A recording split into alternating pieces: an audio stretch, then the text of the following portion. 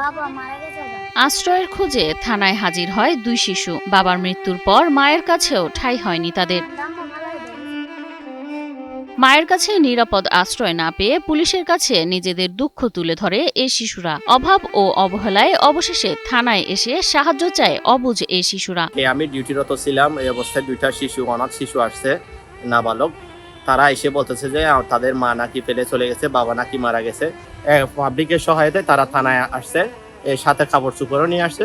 যে বয়সে থাকার কথা স্কুলের বেঞ্চে, সে বয়সেই আশ্রয়ের খোঁজে থানার দরজায় কড়া নাড়তে হলো দুই অসহায় শিশুকে। তারা একটা আশা নিয়ে আসছিল যে থানাতে গেলে তাদের একটা নিশ্চয়তা হবে।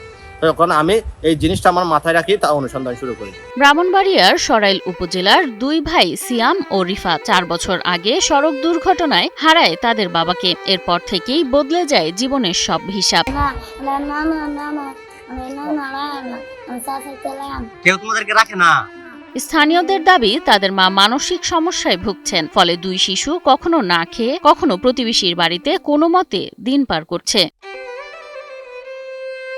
শেষ পর্যন্ত কয়েকজন স্কুল পড়ুয়া বন্ধুর সহায়তায় তারা নিজেরাই পৌঁছে যায় সরাইল থানায়। পুলিশের কাছে তাদের একটাই আকুতি, চায় নিরাপদ আশ্রয়।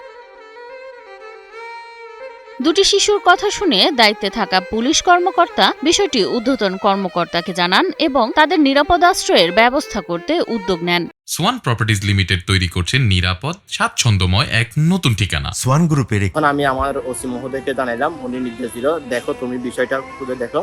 তখন আমি ওসি মহোদয়ের নির্দেশ ক্রমে ছেলেগুলাকে নিয়ে ঠিকানা খুঁজতে থাকি। খুঁজতে খুঁজতে যেহেতু তারা বেওয়ারিশ, তাদের কোনো ঠিকানা ছিল না। তারপরে আমি স্থানীয় লোকদের সহায়তায় ঠিকানা একটা পাইছি। এই স্থানীয় মেম্বারের কাছে খবর নিলাম যে ওনার নাকি বাবা মারা গেছে 4 বছর আগে। তার মাও নাকি একটু মানসিকভাবে দুর্বল, এই হিসেবে মাও গত 5 দিন আগে নাকি তাদের ফেলে চলে গেছে। তারা বকগুড়াভাবে এভাবে ঘোরাফেরা করতেছে। মানবিক সহায়তা করে মোটামুটি 1 লক্ষ টাকা করে আমরা ছেলে দুইটার মধ্যে এফডিআর করে রাখার জন্য বলছে, যেহেতু তার মাও একটা ভারসাম্যহীন, তারও কোনো ঠিক ঠিকানা নাই। তার জন্য বলছিলাম যে ছেলেগুলো নাবালক, সেহেতু যে কোনো একটা ব্যাংকে এফডিআর করে রাখার জন্য আমি পরামর্শ দিয়েছিলাম। পরবর্তী যারা স্থানীয় মেম্বার ছিল, মেম্বারদের সহায়তায় বিষয়টা আমি ভেঙে দেওয়ার জন্য দায়িত্ব দিয়েছিলাম। ইনশাআল্লাহ তার মায়ের হাতে বাচ্চাগুলো তুলে দিচ্ছে। পরবর্তী যদি কোনো সমস্যা হয় তাও আমি দেখার নিশ্চয়তা দিয়েছিলাম। পুলিশের এমন উদ্যোগ জয় করেছে সবার মন। উক্ত ঘটনায় প্রশংসা করছেন সবাই। সুযোগটা পরিচয় দিয়েছে, ওরা ওদের ঠিকানা বের করে ওদের মার কাছে পৌঁছে দিয়েছে এবং ওর মাকে মুসলেখা দিয়েছে যে নেক্সট থেকে এরকম কোনো কিছু না করতে পারে, যাতে শিশুদেরকে টেক কেয়ার করে রাখে।